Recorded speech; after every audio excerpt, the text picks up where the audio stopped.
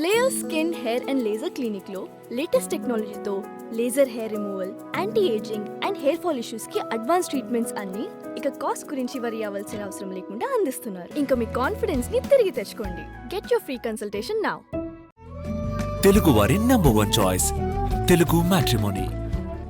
Group 1 అవకతవకల దర్యాప్తుపై high court serious. వివరాలకు వెళ్ళినట్లయితే మీకు గుర్తుండే ఉంటుంది, గ్రూప్ 1 మూల్యాంకనం, ఆ వాల్యుయేషన్ అనేది ఎక్కడ జరిగిందో తెలుసా? హాయ్లాండ్, మంగళగిరి ప్రక్కన ఉన్న హాయ్లాండ్లో. ఇది పెద్ద దుమారం రేపింది. సో దీనికి సంబంధించి ఒక సిట్ని కూడా నియమించింది ప్రభుత్వం. మరి ఆ సిట్ దర్యాప్తు ఎంతవరకు వచ్చింది, దాని పురోగతి ఏంటి అని చెప్పేసి తెలియచేయాలిగా. ఇక్కడ ఆ సిట్ పైనే హైకోర్టు చాలా సీరియస్ అయింది. ఇంతకీ ఏం జరిగింది అనేది వివరాలు మీకు తెలియజేస్తా. ఈ గ్రూప్ 1 జవాబు పత్రాల మూల్యాంకనంలో అక్రమాలను తేల్చమని చెప్పి సిట్టును ఏర్పాటు చేసి నెల రోజులు దాటినా ఇప్పటి వరకు దర్యాప్తులో పురోగతి లేదని హైకోర్టు ఆక్షేపించింది. ఈ సిట్టుకు నేతృత్వం వహిస్తున్న సిఐడి చీఫ్ అయినటువంటి రవిశంకర్ అయ్యన్నార్ ఆయనను ఆన్లైన్ ద్వారా విచారణకు పిలిచి మాట్లాడింది. ఆయన వివరణపై అసంతృప్తి వ్యక్తపరిచిన కోర్టు చూడండి.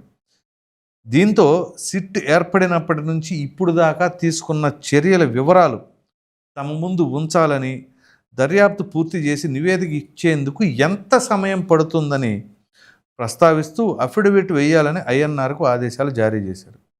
విచారణను ఈ నెల 30వ తేదీకి వాయిదా వేయడం జరిగింది. సో ఇక్కడ ఏంటి అంటే, ఈ మూల్యాంకనంలో అక్రమాలు తేల్చేందుకు సిట్టు వేయాలని చెప్పేసి ఆ నోటిఫికేషన్ ద్వారా ఎంపికైన ఉద్యోగులను నాన్ ఫోకల్ పోస్టుల్లోకి బదిలీ చేయాలని రాష్ట్ర ప్రభుత్వాన్ని ఇటీవల హైకోర్టు ఆదేశించింది. అయితే ఈ సోమవారం విచారణ జరిపిన తర్వాత డిఎస్పీలు పాత స్థానాల్లోనే కొనసాగుతున్నారు అని అంటూ ఒక పత్రికలో వచ్చిన వార్తా కథనంలో వాస్తవం ఏంటో కనుక్కొని చెప్పాలని అడ్వకేట్ జనరల్కు సూచించారు. అయితే మంగళవారం విచారణలో అడ్వకేట్ జనరల్ దీనిపై రాష్ట్ర ప్రభుత్వం తరపున హైకోర్టుకు నివేదిక ఇచ్చారు.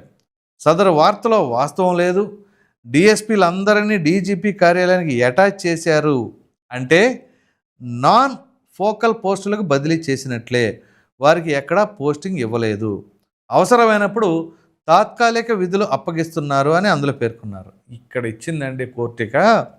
ఈ వివరణపై ధర్మాసనం అసంతృప్తి వ్యక్తపరుస్తూ, మేము ఆదేశించింది వారిని నాన్ ఫోకల్ పోస్టులకు బదిలీ చేయాలని, కానీ డిఎస్పీలను డీజీపీ కార్యాలయానికి, ఆర్డీఓలను సిసిఎల్ఏ కార్యాలయానికి అటాచ్ చేసి కూర్చోబెట్టి జీతాలు ఎలా చెల్లిస్తారు?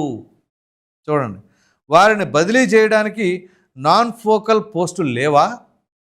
సిఎస్ డీజీపీని కోర్టుకు పిలిపిస్తే తప్ప మా ఉత్తర్వులు అమలు అయ్యేలా లేవు అని వ్యాఖ్యానించింది. ఎంత దారుణమైన వ్యాఖ్య అండి ఇది. అంటే ఇక్కడ వీళ్ళు అవలంబిస్తున్న తీరు, ప్రభుత్వం అవలంబిస్తున్న తీరు, సిఎస్ని డీజీపీని పిలిపిస్తేనే తప్ప వీళ్ళు మాట ఎనరా? చూడండి, దర్యాప్తు నివేదిక సమర్పించేందుకు నిర్దిష్ట సమయం ప్రస్తావించకుండా గడువు పొడిగించాలని సిట్ కోరడంపై ధర్మాసనం అసంతృప్తి వ్యక్తపరిచింది. చూడండి, ఇక్కడ కూడా దర్యాప్తు నివేదిక సమర్పించడానికి వీళ్ళు కొంత నిర్దిష్ట సమయం అంటారు. ఆ సమయం ఎంత? 1 నెల, 2 నెలల, 3 నెలల? అది చెప్పాలిగా. మాకు కొంత సమయం కావాలంటే సరిపోద్దా? అందుకే గడువు పొడిగించాలనగానే దానిపైన కూడా అసహనం వ్యక్తం చేయటం. ఆన్లైన్ విచారణ సందర్భంగా కోర్టు ప్రశ్నలకు రవిశంకర్ అయ్యన్నార్ బదిలిస్తూ, హైదరాబాద్లోని central forensic science laboratory CFSL deputy డైరెక్టర్ను సంప్రదించాం. వేల పేజీలను పరిశీలించేందుకు వారి వద్ద వనరులు లేవని చెప్పారు. చండీగఢ్లోని సిఎఫ్ఎస్ఎల్తో కలిసి ఉమ్మడిగా పనిచేయాల్సి ఉంటుందన్నారు. అక్రమాలు తేల్చాలంటే డిజిటల్ విధానంలో మూల్యాంకనం చేసిన జవాబు పత్రాలు, మాన్యువల్గా దిద్దిన పత్రాల్లోని ప్రతి పేజీని పరస్పరం పోల్చి పరిశీలించాల్సి ఉంటుంది. డిజిటల్గా మూల్యాంకనం చేసిన పత్రాలన్నింటినీ భౌతికంగా సిఎఫ్ఎస్ఎల్కు పంపే ప్రక్రియ కొనసాగుతుంది. మొత్తం పేజీలు పరిశీలించి నివేదిక ఇచ్చేందుకు నెలల సమయం పడుతుందని ల్యాబ్ డిప్యూటీ డైరెక్టర్ చెప్పారని చెప్పేసి ఈ రవిశంకర్ అయ్యన్నార్ వివరించడం జరిగింది. దీనికి మరలా కోర్టు గట్టిగానే స్పందించింది.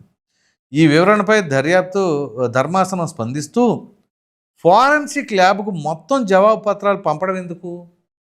కేవలం 300 మంది అభ్యర్థుల పేపర్ల కంటే ఎక్కువ ఉండవు అని అభిప్రాయపడింది.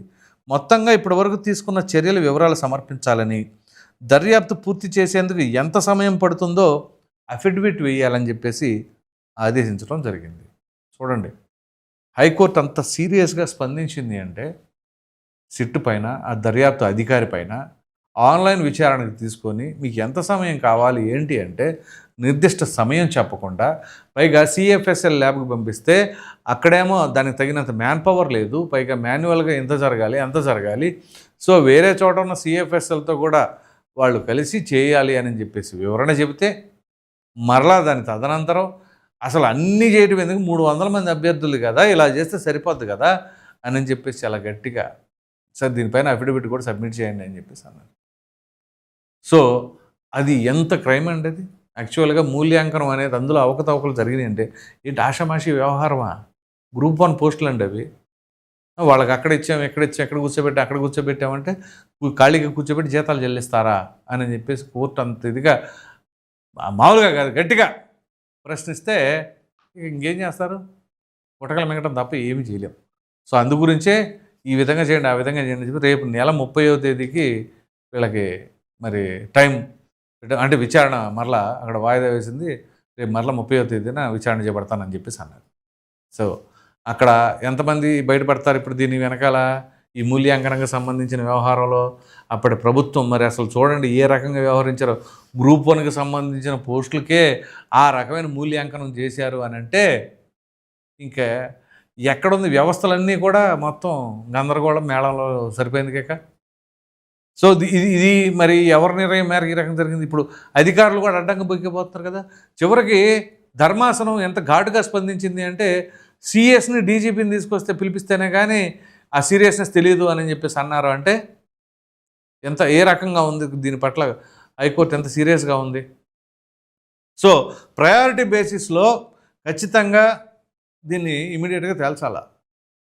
సో అసలు మీకు ఎంతవరకు దాని స్టేటస్ ఏంటి అని చెప్పేసి అంటే మరి అది పరిస్థితి. కాబట్టి ఇది ఎంతోమంది అధికారులకి, ఉన్నతాధికారులకి, అలాగే మరి ప్రభుత్వ పెద్దల దాకా వెళుతుందా అంటే అది క్వశ్చన్ మార్క్. ఎందుకంటే ఇట్లాంటి వాటిలో ముందు అధికారులదే ఎక్కువగా ఉంటుంది ఇంపాక్ట్. సో మీరు ఇప్పటివరకు జరిగిన ఏ అవినీతికి సంబంధించిందైనా, ఏ స్కామ్కి సంబంధించిందైనా ఏది తీసుకున్నా కానీ అధికారులు మాత్రం పక్కాగా బలైపోతున్నారు. ఇప్పుడు మద్యం స్కామ్కి సంబంధించిన దాంట్లో వాసుదేవరెడ్డి ఆయన ఏపీ బెవరేజెస్ కార్పొరేషన్ లిమిటెడ్ దానికి ఎండీగా వ్యవహరించారు. ఆయన పరిస్థితి ఏంటి? అది ధనంజయ రెడ్డి కానీ, అలాగే మరి కొంతమంది ఓఎస్డి కృష్ణమోహన్ రెడ్డి కానీ అధికారుల ముందు బలైపోతూ ఉన్నారు. అలాగే దీంట్లో కూడా పిఎస్ఆర్ ఆంజనేయులు కూడా ఉన్నారు అనుకుంటా. సో ఈ పోలీస్ అధికారులు ఐపీఎస్లు ఎంతమంది బలైపోయారు? అది కాంతిరాణ టాటా, పిఎస్ఆర్ ఆంజనేయులు ఆయన, అలాగే విజయ్ పాల్, మొన్న ఇప్పుడు తాజాగా సునీల్ నాయక్, పివి సునీల్ కుమారు, ఇలా వీళ్ళందరూ కూడా మరి అప్పుడు ప్రభుత్వంలో రాజకీయ నాయకులు లేదా పెద్ద స్థాయి నాయకులు ఆ ఒత్తిడులు చేసిన మీదట ఆ ఒత్తిళ్ల మేరకు వీళ్ళు తలొగ్గి చేయటం, ఆ నిబంధనలు ఉల్లంఘించడం, ఎలా పడితే అలా చేసేయటం, చివరికి పరిస్థితి ఈ రకంగా అయిపోయింది. సో హైకోర్టు అంత సీరియస్గా వ్యాఖ్యలు చేసింది అంటే మరి ఇప్పుడైనా సరే మరి సదరు సిట్ అధికారులు ఏ రకంగా దాన్ని వీళ్ళంత ఫాస్ట్గా దర్యాప్తు చేస్తారా? సిఎఫ్ఎస్ఎల్ ఇచ్చింది కావచ్చు, అలాగే దీనికి సంబంధించి ఇంకెక్కడైనా ఏమైనా విచారణ చేపట్టాలా, ఎవరెవరైనా అదుపులోకి తీసుకోవాలా, ఏం తెలియజేయాలి ఏంటి, రేపు 30వ తేదీన వీళ్ళు ఏం తెలియజేస్తారు, అది మరి దాని స్టేటస్ ఏం జరగబోతుంది అనేది తెలియాలి అంటే రేపు 30వ తేదీ వరకు మనం వేచి చూడాలి. పైగా ఇందులో ఇంకా ఎవరెవరి ప్రమేయం ఉంటుంది, ఎందుకంటే ఇది యువత భవిష్యత్తు, అది కీలకమైన పోస్ట్, అది గ్రూప్ 1 అంటే. అటువంటి పోస్టుల్లో ఇటువంటి జరిగినాయి అంటే ఇందులో మళ్ళీ ఏమైనా సరే ఆమ్యామ్యాలు ఉన్నాయా అనేది కూడా ఉండాలిగా. మరి అంతే కదా, ఆ మూల్యాంకనం అలా చేశారంటే ఆమ్యామ్యాలు ఉంటాయి. ఇందులో రాజకీయ నాయకుల ప్రమేయం ఉందా, ఉంటే ఎవరెవరో ఎంత పెద్ద స్థాయి నాయకులు ఉండారో ఏంటి అవన్నీ కూడా బయటపడాలి. సో ఇలా మనం దేనికి సంబంధించింది తీసుకున్నా కానీ అది చాలా సీరియస్ ఇష్యూ, ఇంపాక్ట్ ఉన్న ఇష్యూ.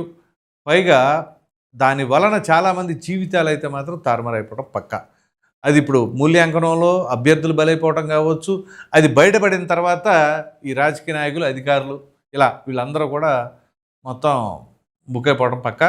ఇప్పుడు ఆ విచారణ కూడా త్వరగా చేయకపోతే ఆ సిట్ ఎవరైతే ఇప్పుడు ఉన్నతాధికారి ఉన్నారో ఆ సిట్కి సంబంధించిన ప్రధాన అధికారి రవిశంకర్ అయ్యన్నారు, ఆయన పైన కూడా కోర్టు చాలా సీరియస్ అయింది కాబట్టి ఖచ్చితంగా ఇక ఆయన ఇమీడియట్గా దానికి సంబంధించిన వ్యవహారం తెలుస్తారు.